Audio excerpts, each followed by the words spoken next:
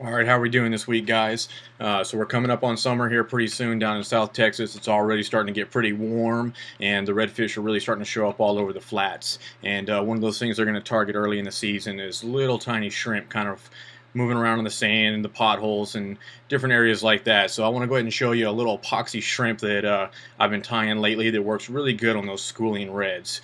And so basically the first thing you want to do is you want to go ahead and get your hook set up in the vise, and today we're going to be using a Billy Pate size 4 hook by Laser Sharp or Eagle Claw, whoever you want to call it. And I'm going to go ahead and use a 3/0 orange uni thread. Go ahead and start off by tying on right at the end of the point of the shank. Get yourself a nice base wrap to get started. Get that guy trimmed off. And this is a pretty fun little fly to tie. It's very simple, just a couple materials.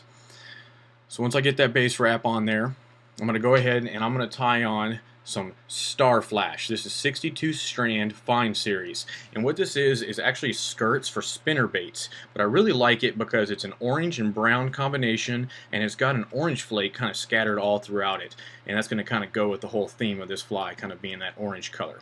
So I want 2 strands of brown and 2 strands of orange, and I'm going to lay those down first because once this fly is tied, the whole thing is going to flip upside down and the hook is going to ride up. That way you can work it in and out of those potholes and you don't have to worry about hanging up on any grass or anything like that.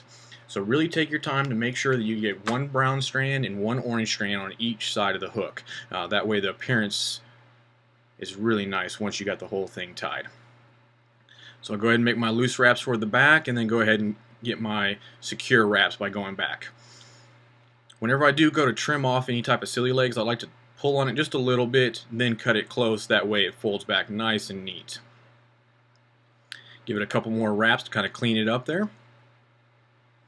The next thing I'm going to do is I'm going to tie on some craft fur in the cream color. You just need a small little pinch, don't need too much of it. Go ahead and straighten it out and get some of that little under fur, if you will, pulled out of there so it's nice and clean. I'm going to lay that down right on top.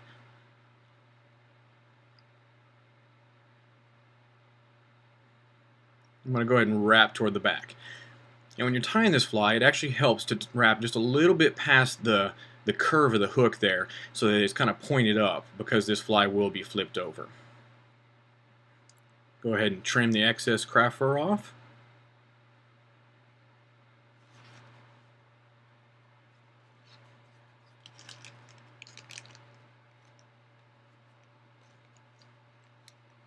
And just give it a couple wraps to kind of clean everything up.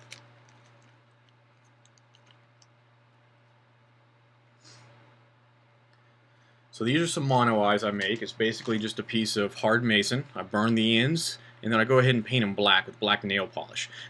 Add a little bit of clear cure goo just to kind of build up those eyes and let it cure. And it makes really nice eyes. I like to go ahead and prep several of these at a time and kind of get these ready to go before I start tying. I'll definitely show y'all how to do this in a later video. They're very handy, they're very durable, and they hold up well.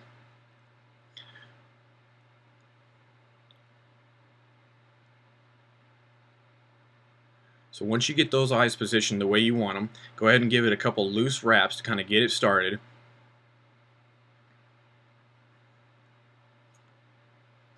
And I like to tie a little bit farther back toward the eye of the hook because as I wrap forward, it's going to bring those eyes closer together. So once I get it started, I'm going to go ahead and trim the excess mono in the back.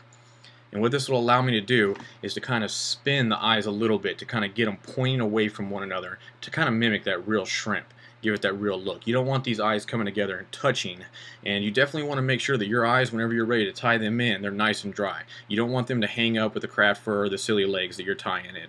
You can see here where I spin them and get them to the side of the hook, and that also helps to build the body of this shrimp too.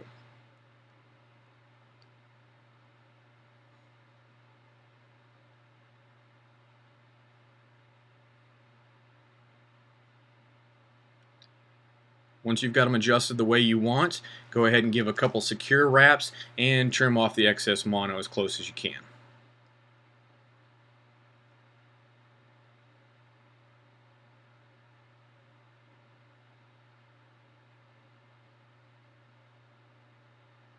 I'm going to go ahead and wrap over the little base so that it keeps anything from snagging against it. And as you can see, I'm really starting to get that belly built up in the shrimp pattern there, and that's going to help for later when you apply the epoxy. You can see here where you can, the middle to the end, what I want to do is I want to, right in the dead center where the thread's hanging, that's where I want to attach the next set of silly legs. And these are really nice silly legs. It's called Sand Orange Black Flake. They're really nice. It's basically a clear silly leg that's got orange and black flake kind of peppered throughout it.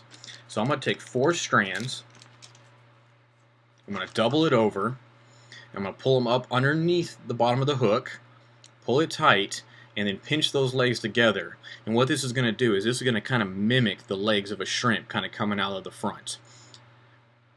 Go ahead and give some secure wraps, and I like to go ahead and, like I said, tug on this just a little bit so that whenever you pull it all down, it gives it a nice clean look. I'm going to cut off to about 1/2 inch, and then it'll kind of spread out and it gives that little look of those legs sticking out the front of the shrimp. Go ahead and give it a couple wraps to kind of clean everything up. And I'm going to go ahead and cover the rest of the hook shank while I'm at it.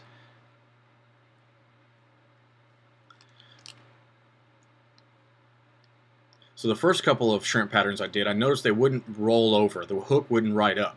So what I've decided to do is take a little piece of lead wire and I fold it in half just like so. You can see this. And I'm going to lay this down. And what this is going to do is it's going to act like a keel for this little shrimp. It's already so lightweight that a little piece of lead like this is not going to hurt anything. And this is going to make sure that that hook point rides up. So once I secure it down, I want to make sure I don't extend past those silly legs that I just added. And I'm going to go ahead and give it a couple secure wraps once I know that it's perfectly aligned with the hook shank.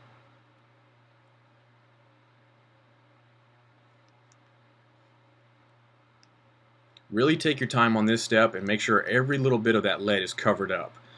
You want to make sure that you only have orange peeking through once you apply that epoxy. You don't want to see any little pieces of lead shining through that epoxy. You want to make it have that orange effect, that orange body whenever you do add that epoxy.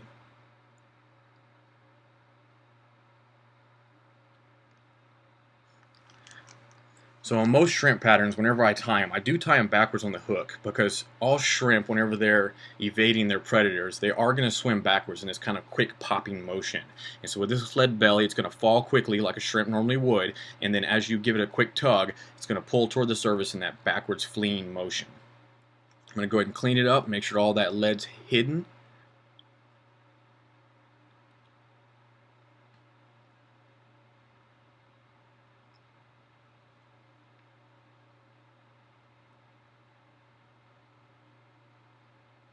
And I'm going to go ahead and wrap all the way up to the eye and get a whip finish tool somewhere.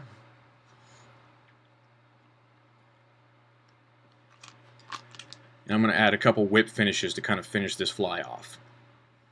I like to go ahead and put 3. That way I know it's nice and secured, but with the epoxy on top of this, it's definitely not going to go anywhere. The other thing that's nice about an epoxy fly like this shrimp is that it's really indestructible. You can throw this fly over and over again, and you don't have to worry about the redfish and the trout really tearing it up. Once I get those 3, go ahead and trim off the thread. So now it's time to go ahead and add the epoxy. I like to use Clear Cure Goo. This is a great product. It's been out on the market for a while, and I absolutely love it. So this is the thin, and I'm just going to apply a quick coat all the way around the fly. It really does help if you have a rotating vise to work with this material. If you don't, you can definitely take the fly out and hold it by hand, just because it does set so quick once you hit it with the light.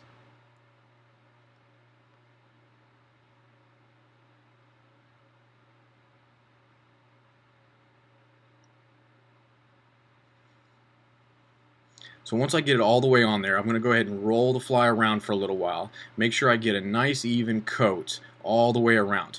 I do want to create a little bit of a belly, a little bit of sag, if you will, right at the very bottom, and that kind of helps with that keel effect and making sure that it rides right side up. And once you get it, go ahead and prepare your light, and you only have to hit it for a couple seconds. It's not going to take very long with this UV light. It cures almost instantly.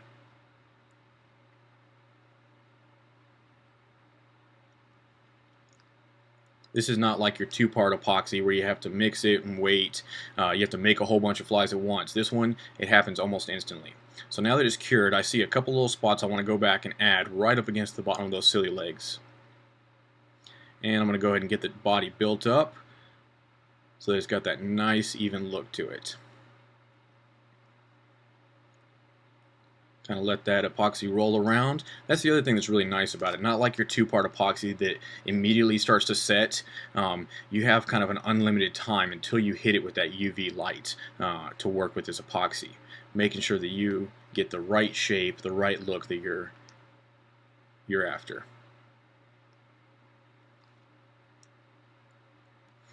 And pull out our favorite, Sally Hansen's Hard as Nails. You do want to give it a quick coat of this because it will always remain a little bit tacky until you coat it with, say, Sally Hansen's Hard as Nails or Flex Cement, something to kind of just give it that hard shell to it.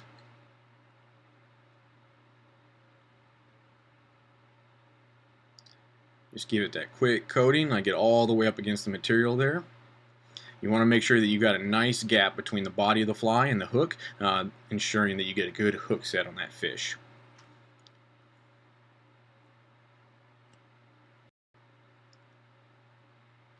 So you can kind of see what that fly is going to look like in the water right there. That's the direction it's going to ride, especially at that little keel that you created down underneath.